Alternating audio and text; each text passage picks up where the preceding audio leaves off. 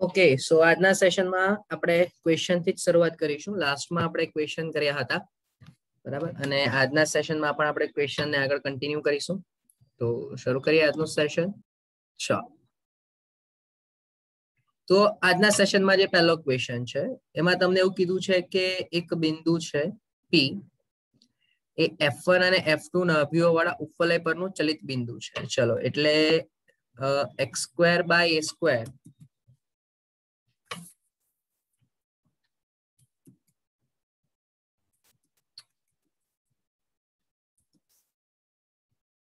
x² વત્તા y² બરાબર 1. આવો એક ઉપવલય છે જેમાં F1 અને F2 નાભીઓ છે અને એ ઉપવલય પર કોઈક બિંદુ P ચલિત બિંદુ છે, બરાબર.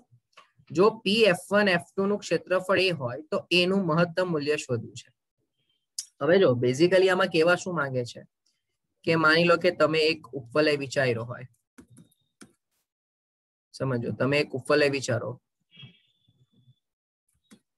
બરાબર. આ રીતે તમે એક ઉપવલય લઈ લો. અહીંયા માની લો કે તમે બિંદુ P લઈ લો છો,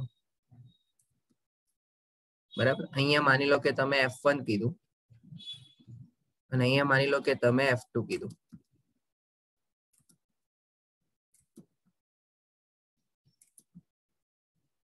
બરાબર. તો અહીંયા જે તમને એક આ ત્રિકોણ મળશે P F1 અને F2, આ ત્રિકોણનું ક્ષેત્રફળ તમને કીધું છે કે એ જેટલું છે અને એનું મહત્તમ મૂલ્ય શોધવું છે. હવે મને એવું ખબર પડે કે નાભીઓ તો કમ્પલસરી F1 બરાબર AE0 અને F2 બરાબર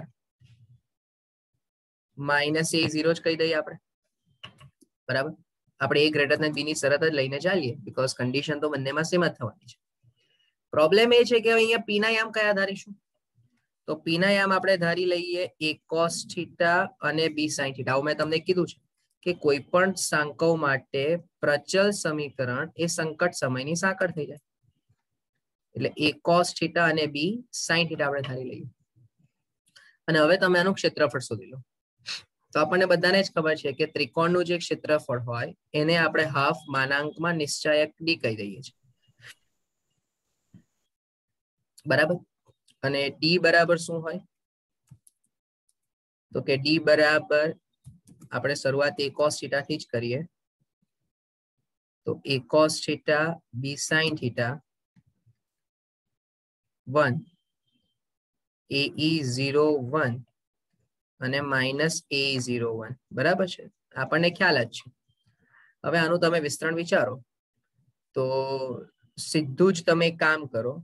ચલો, હું કઈ નહીં, તમે માટે કદાચ નવું હોય. ચલો, A cos θ 0 - 0 -B sin θ AE - AE અને +1 0 - 0.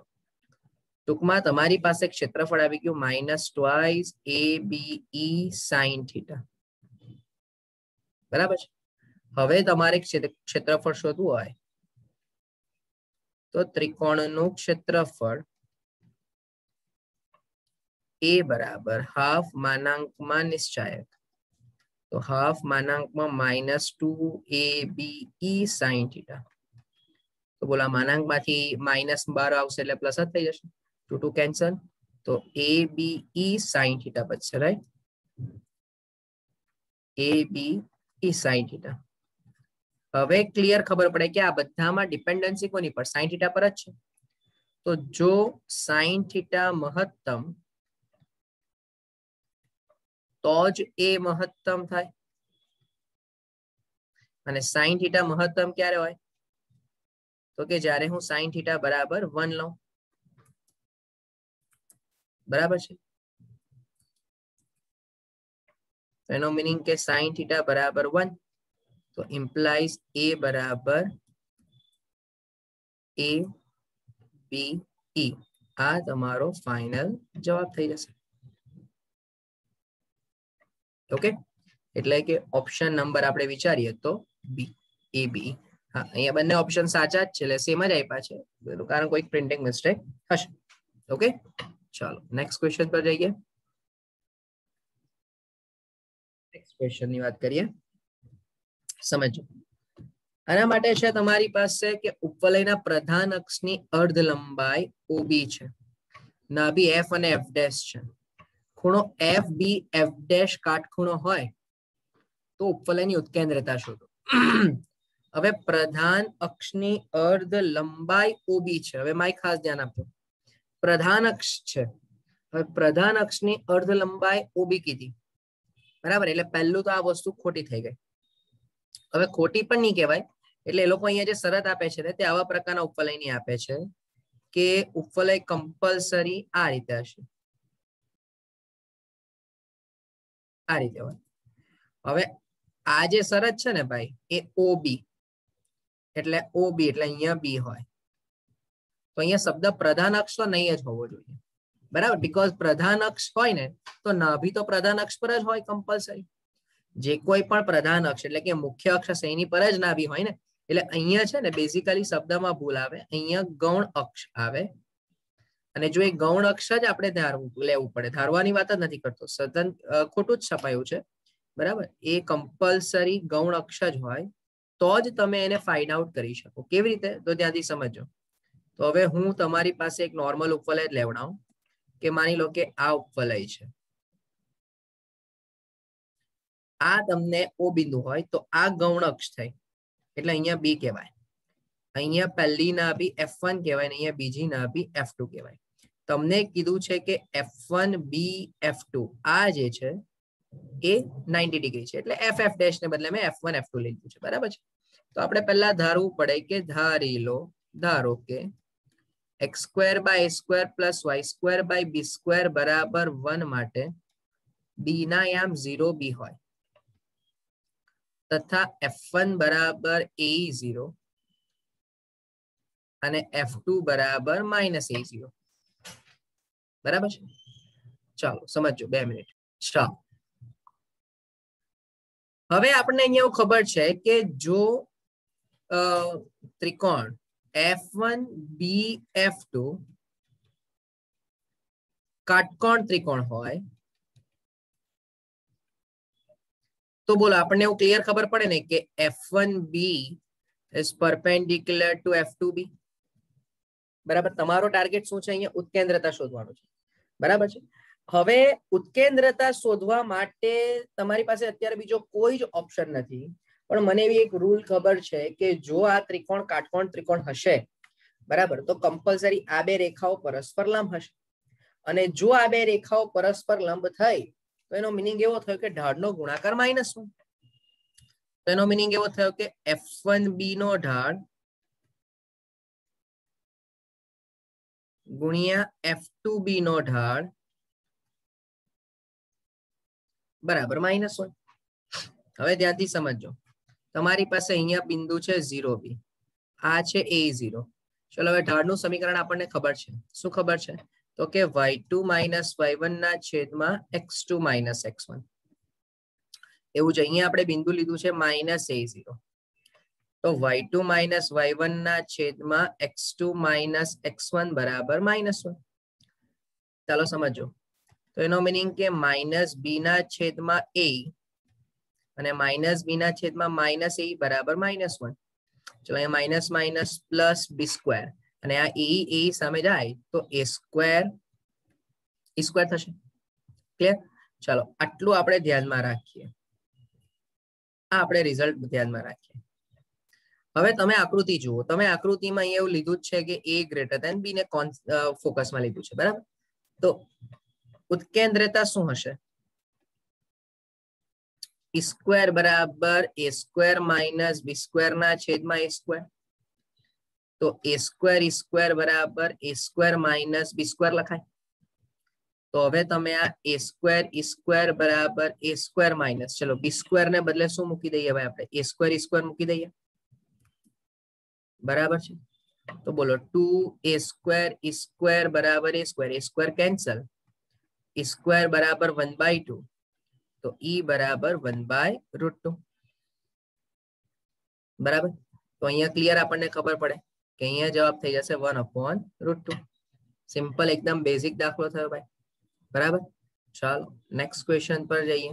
આ પ્રોપર્ટી તરીકે પણ યાદ રાખવો હોય તો રાખી શકાય, હા મિત્રો. चलो नेक्स्ट. चलो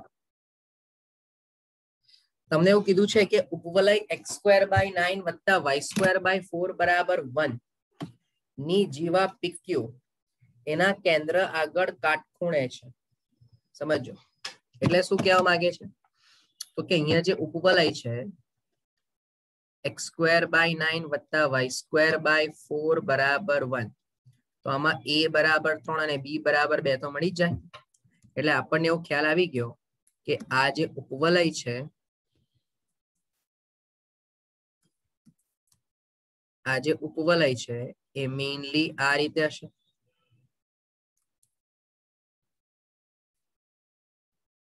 બરાબર. હવે તમને એવું કીધું છે કે એની જે જીવા છે PQ આગળ PQ એ કાટખૂણે છેદે છે કેન્દ્ર આગળ. એટલે તમારે કોઈ પણ એક રેન્ડમ રેખા PQ લેવી પડે જેને તમે જીવા કહી શકો. બરાબર છે.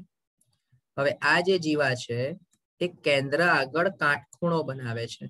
એટલે એનો મીનિંગ એવો થાય કે આ જે એંગલ બનશે ને અહીંયા થોભજો 2 મિનિટ. એટલે આ ધારો કે આપણે PQ અહીંયાથી આ કેન્દ્ર આગળ આપણે બનાવીએ તો અહીંયા કેન્દ્ર 0 છે તો આ OP લંબ OQ થશે. બરાબર. આવી શરત આપણે લીધી છે, ડિરાઈવ કરી છે. ડિરાઈવ કરી એટલે આપેલી જ છે આપણને. ચાલો તો P અને Q આગળ દોરેલા સ્પર્શકો એટલે P આગળ અને Q આગળનો જે સ્પર્શક છે આ પહેલો સ્પર્શક અને આ બીજો સ્પર્શક. બરાબર. આ સ્પર્શકના છેદ બિંદુનો બિંદુપથ કેવો હોય. હવે પહેલા તો તમને છે ને આખી વાર્તા સમજમાં એવી આવી જોઈએ કે આમાં શું કહેવા માંગે છે હજુ કઈ ખબર નહીં પડી. જો હું સમજાવું, રફલી બતાવું. માની લો કે આ ઉપવલય છે, આ એનું કેન્દ્ર છે. હવે માન કે એક જીવા તને અહીંયા મળી કે જેણે કેન્દ્ર આગળ 90 ડિગ્રીનો ખૂણો બનાવ્યો. તો આનો આ સ્પર્શક અને આ સ્પર્શક એટલે એક છેદ બિંદુ તને અહીંયા મળ્યું, માની લે કે HK. ચાલો ક્લિયર આટલું. હવે જરૂરી છે કે એ જીવા અહીંયા જ હોય. માની લો કે કોઈ બીજી જીવા અહીંયા મળે છે જેણે પણ પોતે અહીંયા 90 ડિગ્રી ખૂણો બનાવ્યો છે તો આનો સ્પર્શક અને આ સ્પર્શક જ્યાં છેદશે ત્યાં પાછું તને HK મળશે. માની લો કે કોઈ એક જીવા અહીંયા છે કે જેણે અહીંયા 90 ડિગ્રી ખૂણો બનાવે છે તો આ સ્પર્શક અને આ સ્પર્શક પાછો છેદીને અહીંયા HK બને છે. હોપફુલી આ પોઈન્ટ સમજમાં આવતો હશે દરેક. બરાબર. તો આવા દરેકે દરેક બિંદુઓમાંથી પસાર થતો એક વક્ર તમારે બનાવવાનો છે અને એ વક્ર કેવો હશે એ તમારે જોઈએ છે.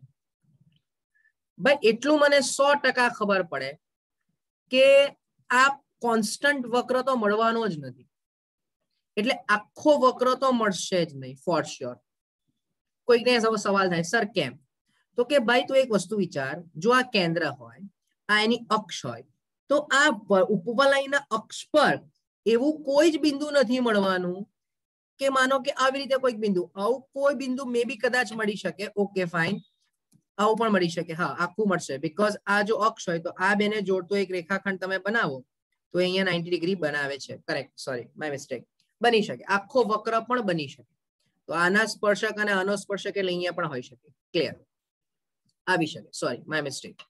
બરાબર. તો આખો વક્ર તો મળી શકે. એટલે તમારી પાસે બહુ જ બધી પોસિબિલિટી છે. બે પોસિબિલિટી તો કન્ફર્મ કે વર્તુળ બી હોઈ શકે અને ઉપવલય બી હોઈ શકે. હા, પરવલય અતિવલયની શક્યતા અત્યારે આવતી નથી. એનું રીઝન કે આપણે અત્યારે ચર્ચા કરી કે આખો વક્ર મળે છે અને તમને બધાને ખબર છે કે પરવલય એટલે આટલું હોય ને અતિવલય એટલે 2 હોય. બરાબર. તો આ વક્ર કન્ટિન્યુઅસ નથી એટલે આખો પરવલય તમને બંધ આકાર નથી મળતું. બરાબર. એટલે તો ખાલી જસ્ટ વિચારવાની વાત કરી આપણે કે આવું આપણે કદાચ કરી શકીએ એમ. તો હવે પહેલો તમે એમ વિચાર કરો કે આ સ્પર્શકોને લેશું કેવી રીતે. તો હું એમ લખું, સમજો ધ્યાનથી, કે ધારો કે P ના યામ 3 cos θ અને 2 sin θ. તો જો અહીંયા થીટા ખૂણો બને છે તો OP અને OQ તો એકબીજાને લંબ છે ને. તો આ Q માટે કયું બિંદુ બનશે બોલો? 90 + θ બને. તો એનો મીનિંગ કે Q ના યામ 3 cos 90 + θ અને 2 sin 90 + θ થશે. રાઈટ? બરાબર. તો એનો મીનિંગ કે ક્યુ ના યામ થઈ ગયા -3 sin θ અને અહીંયા 2 cos θ. Clear guys? ચાલો હવે આ પોઈન્ટ સૌથી અગત્યનો તમારે સમજવાનો જે છે તે આ છે કે તમે પી અને ક્યુ મેળવી લીધું. હવે આપણને બધાને ખબર છે કે ઉપવલયના a cos θ b sin θ આગળ સ્પર્શકનું સમીકરણ xx1/a² વત્તા yy1/b² બરાબર 1 પ્રમાણે. ચાલો મગજમાં ઉતારજો ભાઈ. xx1 એટલે પહેલું p આગળનો સ્પર્શક, તો p આગળનો સ્પર્શક, બોલો p આગળનો સ્પર્શક એટલે x/9 3 cos θ વત્તા y/4 2 sin θ બરાબર 1. ટૂંકમાં અહીંયા આપણને મળી ગયું x/3 cos θ વત્તા y/2 sin θ બરાબર 1. મિત્રો આ હજુ તમને એક સ્પર્શક મળ્યો તથા q આગળનો સ્પર્શક વિચારો તમે, તો q આગળનો સ્પર્શક એટલે હું ડાયરેક્ટ લખું -x/3 sin θ અને વત્તા કરીને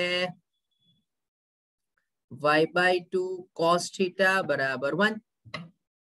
હવે હું એમ કહું કે ધારો કે આ બંનેનું છેદબિંદુ બરાબર, આ બીજો જે સ્પર્શક છે તે, બોલો આ વ્યાપક રીતનો સ્પર્શક છે.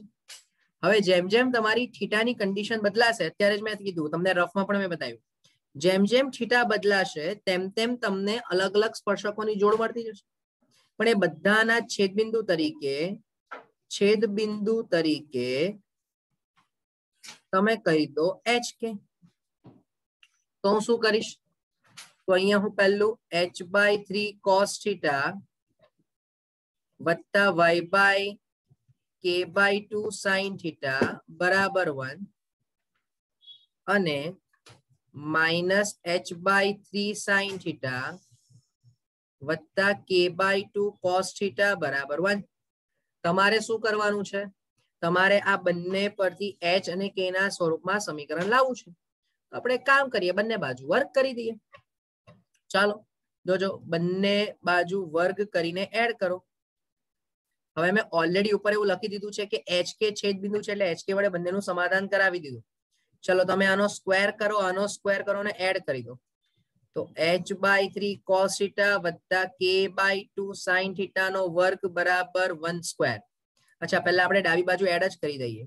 -h/3 sin θ વત્તા k/2 cos θ નો સ્ક્વેર બરાબર 1+1. ચાલો ધ્યાનથી સમજજો.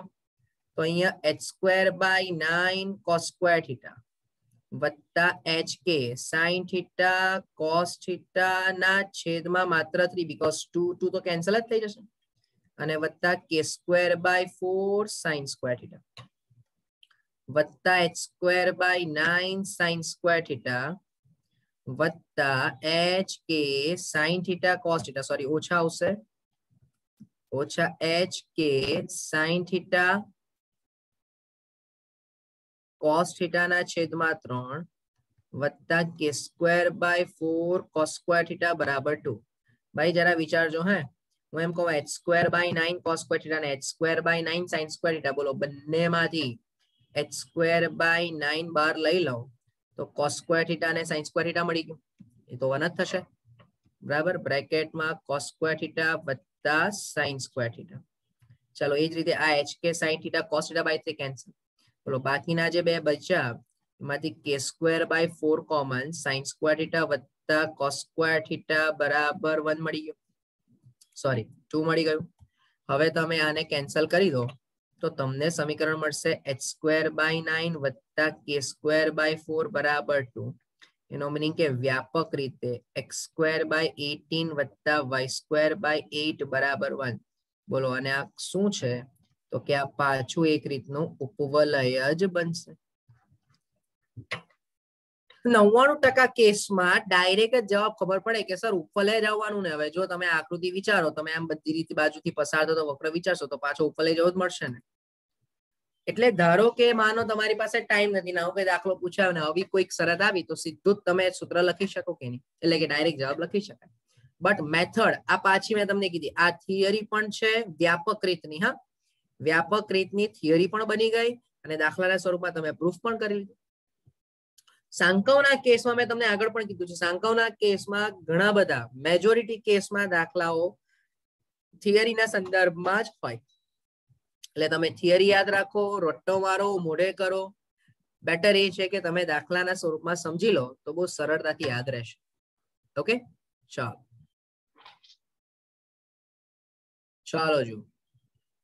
તમને એવું કીધું છે નેક્સ્ટ ક્વેશ્ચન માટે કે y² બરાબર 4 અને x²/4 વત્તા y²/3 બરાબર 1 ના સામાન્ય સ્પર્શકનું સમીકરણ. ભાઈ હવે આ સામાન્ય સ્પર્શક વાળો કેસ છે ને બહુ કોમન થઈ ગયો.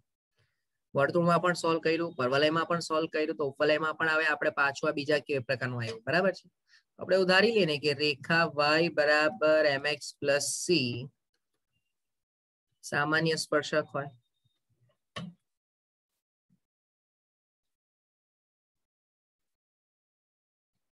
ચાલો, અને જો ઉપવલયમાં a બરાબર 2 અને b બરાબર 3 હોય, અરે √3 હોય, તો સ્પર્શક હોવાની શરત આપણને બધાને જ ખબર છે. સ્પર્શક હોવાની શરત c² બરાબર a² m² પ્લસ b², એટલે c બરાબર પ્લસ ઓર માઇનસ ચલો a² એટલે 4m² પ્લસ 3. તો માટે સ્પર્શક y બરાબર mx plus or minus 4m² plus 3. હવે આ સ્પર્શક y² બરાબર 4 નો પણ છે, તો હવે y² બરાબર 4 પરથી ચલો તમે મૂકી દો ભાઈ આ કિંમતને, તો એનો મીનિંગ કે mx plus or minus 4m² plus 3 નો સ્ક્વેર બરાબર 4. ચલો સ્ક્વેર કરી લઈએ. અચ્છા, સ્ક્વેર નહીં કરવું હોય ને એઝ ઇટ ઇઝ રાખવું હોય તો પણ સ્ક્વેર તો કરવું જ પડશે. બેટર એ જ રહેશે બીકોઝ અહીંયા રૂટ છે, રૂટ કેન્સલ થવાનું જ નથી, તો સ્ક્વેર જ કરો. ચલો m² x² plus or minus 2m 4m² plus 3x plus 4m² plus 3 બરાબર 4. તો ભાઈ m² x² plus or minus 2m રૂટમાં 4m² plus 3x વત્તા 4m² માઇનસ 1 બરાબર 0. ચલો આ x ના સ્વરૂપમાં દ્વિઘાત સમીકરણ મળી ગયું કે જેને માત્ર એક જ બીજ મળશે, એક જ બીજ મળે. હવે આ કન્સેપ્ટ જૂનો છે ભાઈ, ખબર જ છે બધાને. અને જો એક જ બીજ મળતો હોય તો એનો ડેલ્ટા બરાબર 0. એનો મીનિંગ કે b² એટલે કે 4m² કૌંસમાં 4m² પ્લસ 3 માઇનસ 4ac બરાબર 0. ઓકે, તો એનો મીનિંગ કે હવે તમે આ બંનેમાંથી કંઈક કોમન લઈ શકશો, બીકોઝ b² માઇનસ 4ac હોય. બરાબર, તો 4m² કેન્સલ. અહીંયા ઓપ્શન આપણે એક ચેક કરી લઈએ, બીકોઝ y² બરાબર 4 છે. હવે અહીંયા છે ને મિત્રો, જો હું આ y² બરાબર 4 લઈને ચાલું ને ગાઈસ, તો અહીંયા તમારું આ ડેલ્ટા 0 બને છે. એટલે કન્ફર્મ અહીંયા છે ને y² બરાબર 4x હશે. અહીંયા 4x હોવું જ જોઈએ. એટલે માનો કે અહીંયા હું 4x લઈ લઉં, અહીંયા હું 4x લઈ લઉં, બરાબર છે. અને અહીંયા હું જો 4m² પ્લસ 3 અને 4x માંથી માઇનસ 4x કરું તો કંઈક આપણને સરળતા રહે ભાઈ. બહુ આ વસ્તુ સમજમાં આવતી હશે, બીકોઝ અહીંયા તો તમે ચેક કરો, આ 4m² કેન્સલ, આ 4m² આગળ માઇનસ થઈને બી 4m² કેન્સલ, તો ડેલ્ટા ગ્રેટર ધેન 0 મળે છે. બરાબર, એનો મીનિંગ કે y² બરાબર 4 તો તમારો ઉપર લઈને છેદે છે બે બિંદુમાં, ડેલ્ટા ગ્રેટર ધેન 0 ભાઈનો ગાઈસ. એટલે પોઈન્ટ મારો એ છે કહેવાનો ખાલી અહીંયા કે y² બરાબર 4x હશે. બરાબર, અને જો y² બરાબર 4x હોય તો અહીંયા આપણે થોડો નાનો ચેન્જ કરવો પડે. અહીંયા આપણે થોડો નાનો ચેન્જ કરવો પડે કે જેમાં અહીંયા 4x મૂકી દઈએ તો minus 4x plus 4m² plus 3 બરાબર 0. અને હવે તમે વિચારો તો 2m રૂટમાં 4m² પ્લસ 3 માઇનસ 4 નો સ્ક્વેર માઇનસ 4ac. હવે માઇનસ પ્લસ મૂકું તો પણ પ્લસ માઇનસ મૂકું તો પણ છેલ્લે વિસ્તરણમાં તો એ પ્લસ જ થશે એટલે બહુ ચિંતા નથી. પણ હવે આનું તમે વિસ્તરણ કરશો ને એટલે આના પરથી m ની કિંમત શોધવાની છે. જો પહેલા અહીંયાથી 2 કોમન લઈ લઈએ. આ 2 અને 2 કેન્સલ કરી દઈએ એટલે 2 સ્ક્વેર એટલે બહાર 4 આવી જશે. m રૂટમાં 4m square plus 3 minus 2 નો સ્ક્વેર માઇનસ 4 કૌંસમાં 4m ની 4 ઘાત વત્તા 3m નો સ્ક્વેર બરાબર 0. બરાબર છે. અને હવે અહીંયા પાછું વિસ્તરણ કરીએ તો m square 4m square plus 3 minus 4m રૂટમાં 4m square plus 3 વત્તા 4 માઇનસ 4m રેઝ ટુ 4 અને માઇનસ 3m સ્ક્વેર બરાબર 0. હવે તમે ધ્યાનથી સમજો તો બોલો અહીંયા 4m સ્ક્વેર 4m ની 4 ઘાત વત્તા 3m સ્ક્વેર બરાબર minus 4m રૂટમાં 4m square plus 3 plus એકલું 4 છે અને માઇનસ 4m ની 4 ઘાત માઇનસ 3m સ્ક્વેર બરાબર 0. તો આ ટર્મ તો કેન્સલ જ થઈ ગયું ભાઈ. ચલો અહીંયાથી 4 4 બી કેન્સલ. ટૂંકમાં કહેવાનો મીનિંગ કે minus m રૂટમાં 4m square plus 3 બરાબર और प्लस 1 बराबर 0. तो एनो मीनिंग के 1 बराबर m काउंसમાં 4m स्क्वेर प्लस 3 बराबर स्क्वेर કરી દો તો 1 बराबर m square 4m square plus 3. चलो બધું એકનું એક જ આવે છે જોજો. એટલે 4m ની 4 ઘાત વત્તા 3m નો સ્ક્વેર માઈનસ 1 બરાબર 0. હવે આ અવયવ પડવા એકદમ સહેલા કે 4m ની 4 ઘાત વત્તા 4m સ્ક્વેર ઓછા m સ્ક્વેર ઓછા 1 બરાબર 0.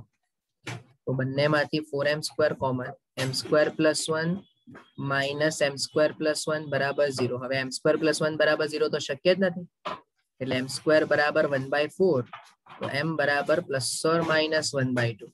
અને હવે આ m બરાબર પ્લસ ઓર માઇનસ 1/2 તમે ફરીથી આ શરતમાં મૂકી દો બરાબર. m બરાબર પ્લસ ઓર માઇનસ 1/2 મૂકી દેશો એટલે તમને જવાબ મળી જશે. ઓકે ટાઈમ કન્સ્ટ્રેન્ટ છે બસ માત્ર m ની વેલ્યુ તમારે આ સમીકરણમાં મૂકવાની છે. Okay thank you from my side.